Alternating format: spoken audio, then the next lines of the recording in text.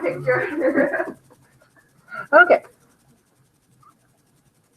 Not like your own paper substance. Do what? My mom wants to be a doctor. I do, actually. I used to have to listen to my kids. That's why they would have to. Anyway, sorry.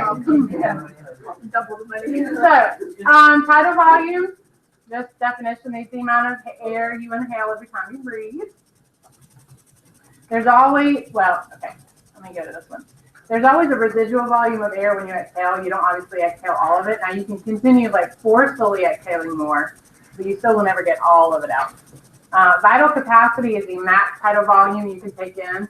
So people that have COPD, chronic obstructive pulmonary disease, different respiratory disorders could be exacerbated or caused by smoking, things like that. Their vital capacity is going to be a lot lower than someone else that isn't exposed to smoke or things like that.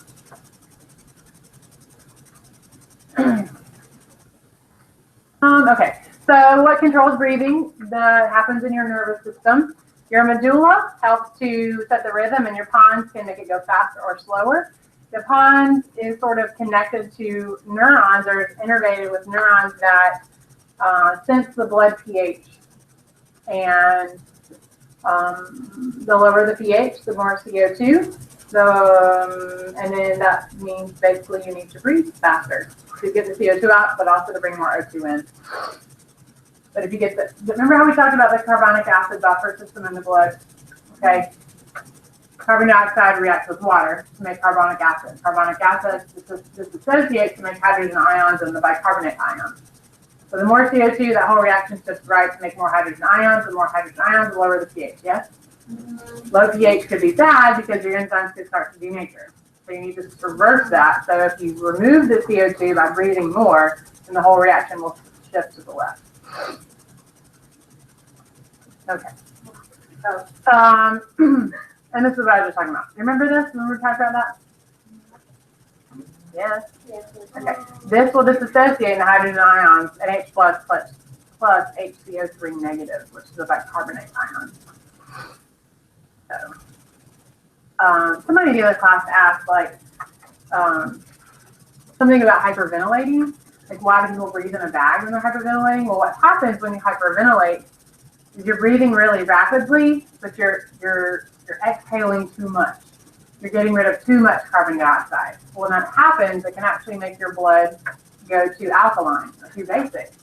And so when you breathe in a bag, you're actually rebreathing the CO2 you're breathing out to help bring up your CO2 levels back up. So that's why you breathe in a bag. Nothing about the bag really necessarily like mentally calms you down. We can diffuse CO2 back into our body, not just oxygen. Say what? Yeah, we're going to talk about how gases are diffused in just a minute. It has to do with something called partial pressure gradient. We'll talk about it. Hold on. Yeah. It's a mental thing. I don't really know.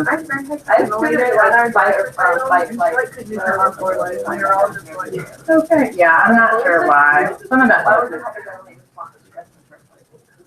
Okay. Hopefully we know why we need oxygen, yes, and how we make it, yeah. Cellular respiration. I feel like I don't need to talk about this. When you work out, when you exercise or doing anything physical, okay, you're going to breathe faster because your metabolic demands go up. You're using more O2 to make more ATP, and you're producing more CO2. So you obviously have to increase your respiration or breathing rate. Okay. Sometimes people, like with COPD or emphysema, okay, chronic lung disorders, they're also going to have a higher resting, like they're going to breathe faster normally. And it's because their lung function is impaired and they're not having the maximum amount of diffusion that they could have in a normal lung. So they have to breathe faster to get more O2 in and the CO2 out faster than a normal person. So. All right, so how do gases diffuse? Gases diffuse down what we call, something you probably should write down at some point, partial pressure gradient. So the partial pressure of a gas is the pressure that that particular gas exerts in a mixture of gases. Hold on. way back. I have to find that somewhere. Hold on. You don't need to know anything about stuff? There we go. That's partial pressure. Okay. So gases diffuse, just like anything diffuses, from an area of high partial pressure to an area of low partial pressure.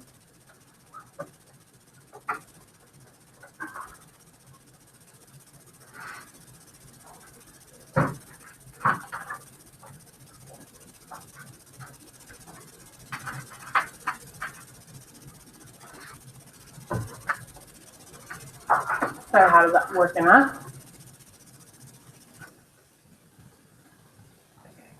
Moving forward. Take your bio, you'll point all this.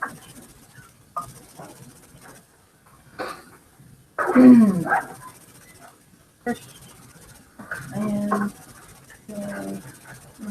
okay. Birds. All right. What? There are bugs in this room. All right. So, in your lungs, let's assume the blood is coming from your heart. So, the concentration of oxygen in your capillaries is blank relative to the concentration of oxygen in your alveoli. Okay. Yeah, fill in the blank with lower high. All right. So imagine you're a red blood cell coming from the heart, and you're going to the lungs. You have a lot of O2 bound to you, or not a lot? Not a lot. Okay. You're deoxygenated, and what you're going to the lungs to do is to pick up that O2. So the concentration of O2 is lower than in the lungs. The partial pressure is lower in the blood than in the lungs. So it will diffuse from the lungs into the capillaries. The opposite is true for CO2.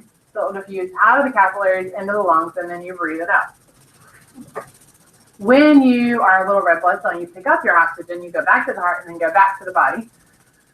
And then you drop off your oxygen in like skeletal muscle, for example. All right, so the concentration of oxygen in the blood would be higher than in the body tissues.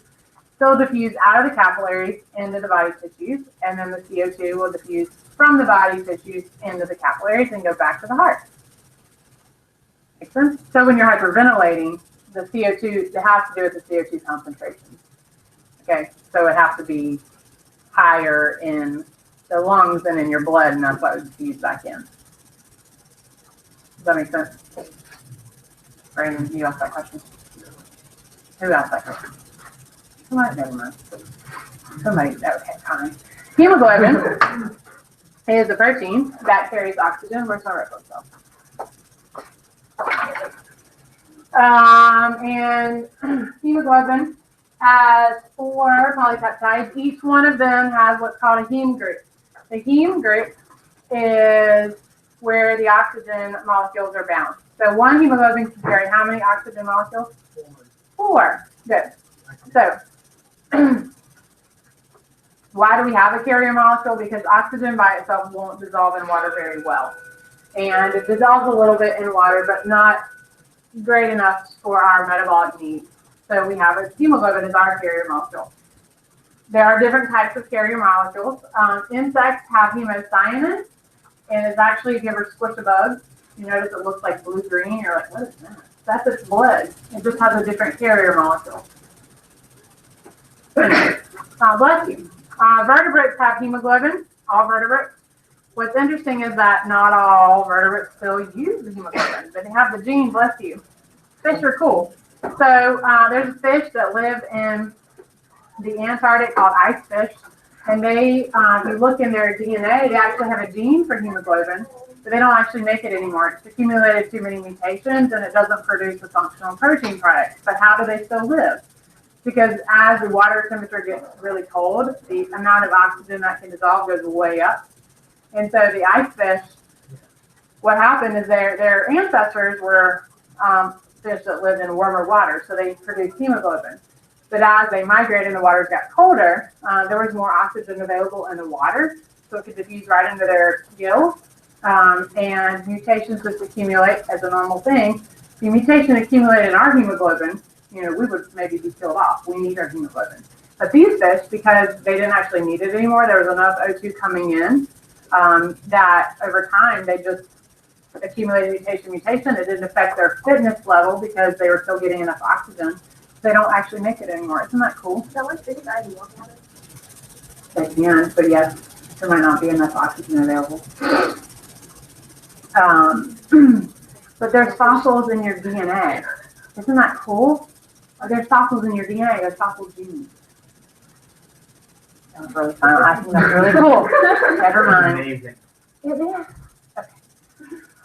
So it's really important. The hemoglobin reversibly binds the oxygen. You don't want to hold on to it forever. It needs to get rid of it.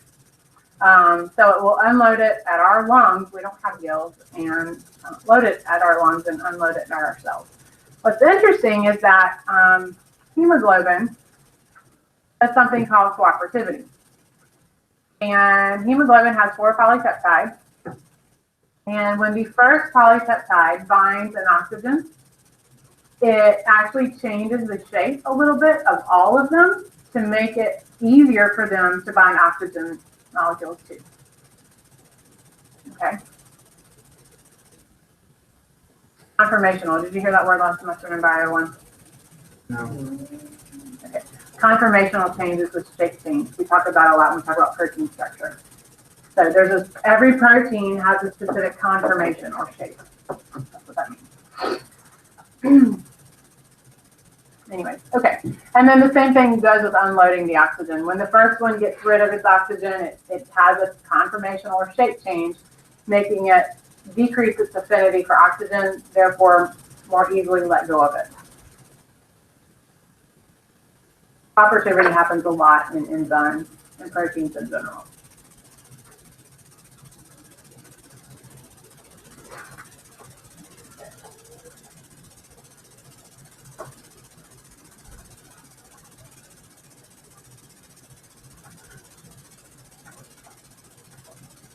Can y'all feel the end? Like the end is here. Yeah. That's very ominous. It does. Math, I was like, Well, what? This is our last full week of school, really? I am giving them more. Yeah, well, the last week. That doesn't count because they're half days in there. That is true. How many times the first polypeptide does this so it can release oxygen better? Well, How does that affect the other polypeptides? it changed, like, so you see how here, like, imagine, now this is showing an enzyme, so it's a little, hemoglobin's own enzyme. But imagine, like, this is the oxygen bound to this one. It keeps this polypeptide in a certain shape, whereas all these binding sites are now very open, being more likely to accept the oxygen. Wait, will more oxygen come, or will that oxygen bind? No, one hemoglobin carries 4 different oxygen atoms. Yeah.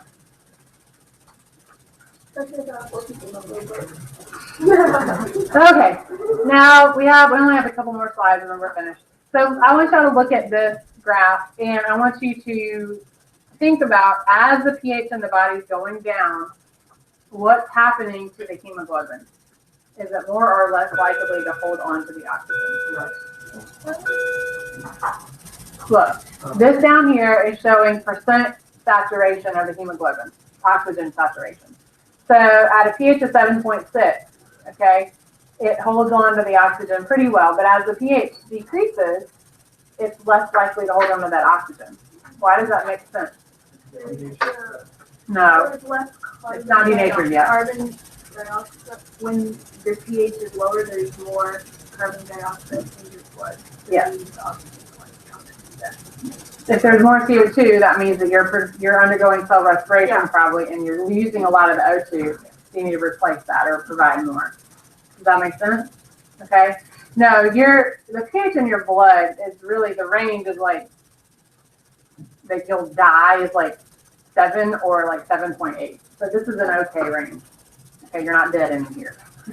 But the lower the pH, that means you're undergoing more and more cell respiration, producing more and more CO2. The pH is going down. So pH is directly correlated to the amount of CO2 there. Lower the pH, the more CO2. the more O2 you need to give to your body tissue. Oh, it's called abortion. You'll learn about that in chemistry, maybe AP Chem. But it lowers the affinity for oxygen, causes the hemoglobin to hold on to it less, or not as strongly.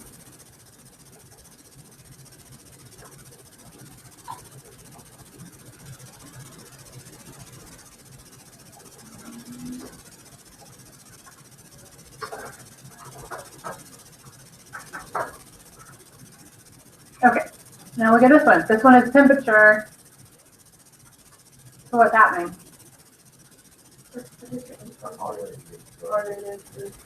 And when would your body temperature increase? When you exercise. Yeah, when you're exercising a lot. And TJing is that's or when you're sick, so it feels like a fever. That's true. Part of the reason you have a fever when you're sick is to try to raise the body temperature higher than the little microbe that may be inhabiting you to kill it off. But also, higher temperature increases your metabolic rate and allows your immune system to work more efficiently to try to kill off the pathogen.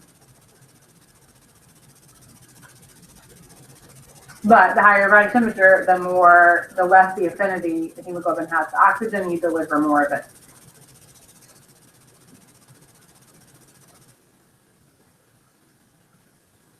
Like 2 more slides I want to talk about. Got it? You good? Yes. All right. Okay. So this would be like the umbilical cord going to a baby. Got it? Baby, the umbilical cord. Okay. There's 2 umbilical arteries and 1 umbilical vein. All of these are babies. Okay. These capillary loops down here belong to the baby. All right. This structure down here is the placenta. Now, down here, the very, very bottom, see it says to mother from mother. These are maternal blood vessels. So maternal arteries, notice what happens. They dump out, and the blood actually pools around the baby's capillary beds in the placenta. Sort of like the baby's capillary beds are dipped into the mother's blood, like pools of blood. Why do you think that's advantageous?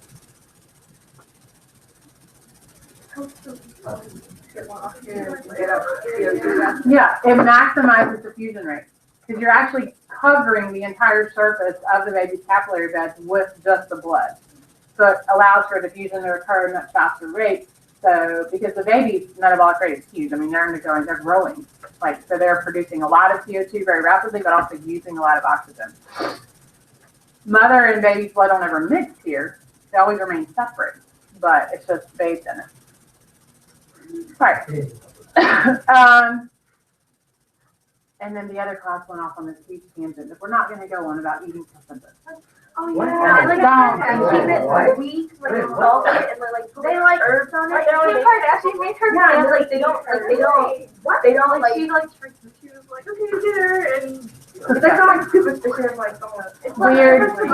I mean, I can't imagine telling the doctor, please save that for me. I'm going to use it later. He'd be like, I know it's just one general mother had a lot of stuff that is freezer, in a bag, and it's baby. wow. No. Okay, anyway. Yeah. So, just for the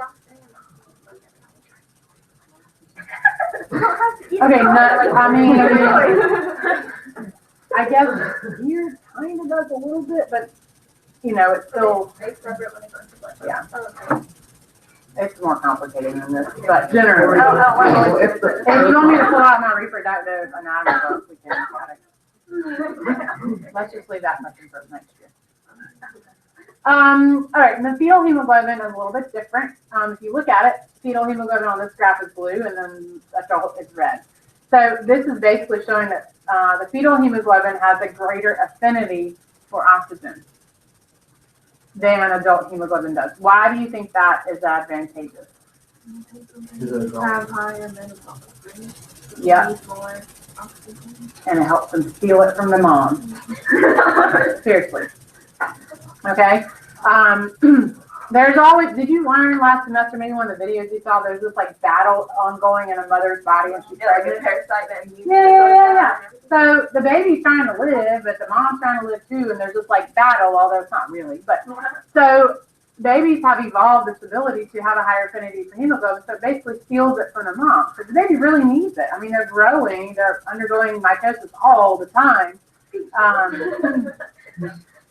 So, you know, it just helps the baby survive. As soon as the baby's born, however, this gene is basically turned off and you only make the adult hemoglobin. And okay. So for